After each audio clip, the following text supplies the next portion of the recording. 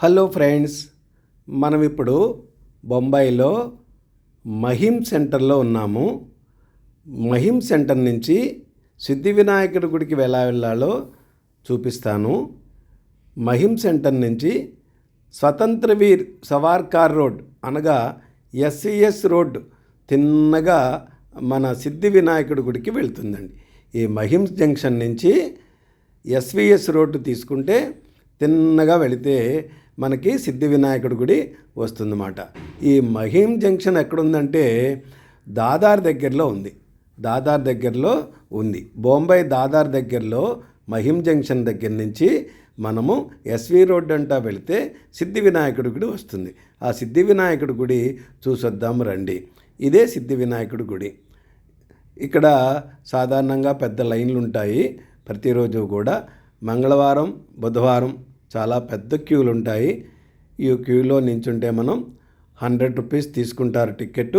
100 rupees టికెట్కి అందరికీ ఒకటే line, వేరే స్పెషల్ లైన్ ఏమి ఉండదు. ఈ 100 రూపీస్ టికెట్లో తీసుకుని మనం ఆ లైన్లో వెళ్ళి సిద్ధి వినాయకుడిని దర్శించి రావచ్చు. ఇది బొంబాయిలోని అతి ప్రసిద్ధమైన సిద్ధి వినాయకుడి గుడి. దాదార్ దగ్గర మహిమ్ జంక్షన్ నుంచి ఎస్విఎస్ రోడ్ నుంచి తిన్నగా వెళితే మనం సిద్ధి వినాయకుడి గుడి చేరుకోవచ్చు. సిద్ధి వినాయకుడి గుడి దగ్గరికి వెళ్ళి మనము దర్శించి వద్దాం. ఇదే సిద్ధి వినాయకుడి గుడి.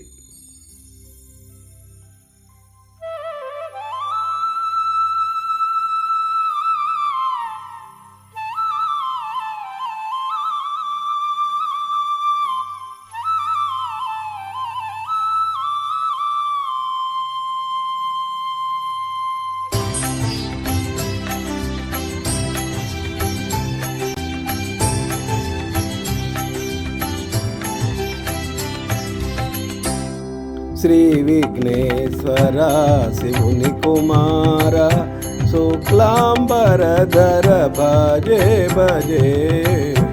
శ్రీ విఘ్నేశ్వర శివుని కుమార శుక్లాంబరధర భజే భజే.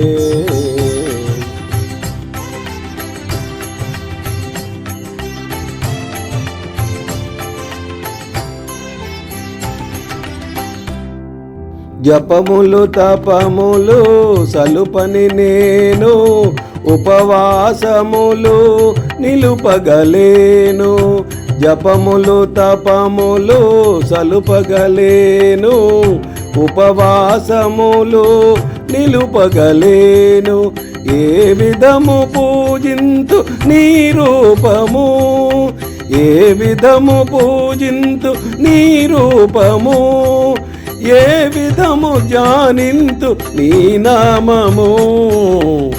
శ్రీ విఘ్నేశ్వర శివుని కుమార శుక్లాంబరధర భజే భజే.